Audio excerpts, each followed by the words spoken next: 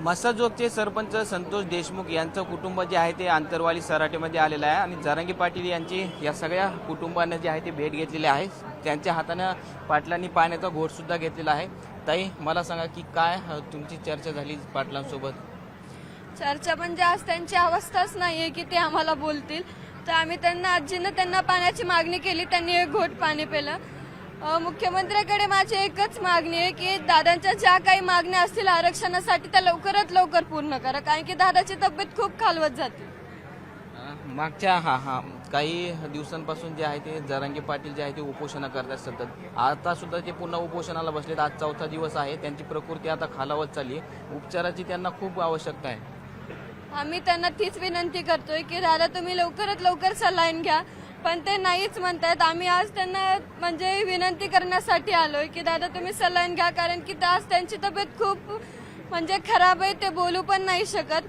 म्हणजे माझे वडील गेले, आम्हाला प्रश्न पडत होता की आम्हाला लवकर न्याय का मिळत नाही, पण आज मला असं वाटतं सरकारचे डोळे, खरंच लोक म्हणतात की सरकारचे डोळे कधी उघडणार, आज तो प्रश्न मला सुद्धा पडतोय। खरंच सरकारचे डोळे कधी उघडणार आहे? किती असे ज्यावेळेस किती जणांचे मुर्दे पडतील त्यावेळेस यांचे डोळे उघडणार आहेत। माझे वडील तर गेले, त्यांना आम्ही वाचवू नाही शकलो, पण आम्ही दादाला काही होऊ नाही देणार। तुम्ही आता हे सामूहिक उपोषण चालू आहे, पाटलांचा चौथा दिवस आहे। तुम्ही सगळं कुटुंब आणि मसाजोगच्या तुमच्या महिला आलेल्या आहेत, सगळं तुमची उपोषणामध्ये सामील होणार का?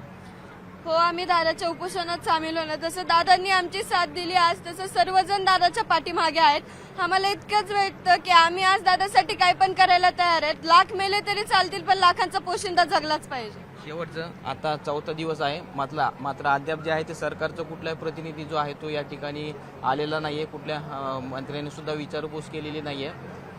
वाटतंय का आता सरकार या सगळ्या गोष्टीकडे बघल म्हणून? वाटतंय का नाही, आज त्यांनी बघायलाच पाहिजे, कारण की आज ते सुद्धा न्यूज बघत असतील। प्रत्येकाची तब्येत म्हणजे खराब होती आणि दादाची त्याच्यात तर खूप खराब झाली आहे। दादा आधीच त्यांची तब्येत आधी सुद्धा ठीक नव्हती, तरी पण ते मोर्चात यायचे, कारण की त्यांनी आम्हाला शब्द दिलाय की मी काही झाले तरी मी मागं सरकणार नाहीये। म्हणून आमची मुख्यमंत्री साहेबाला एवढीच विनंती आहे की तुम्ही लवकरात लवकर आरक्षणाच्या ज्या मागण्या असतील त्या पूर्ण करा।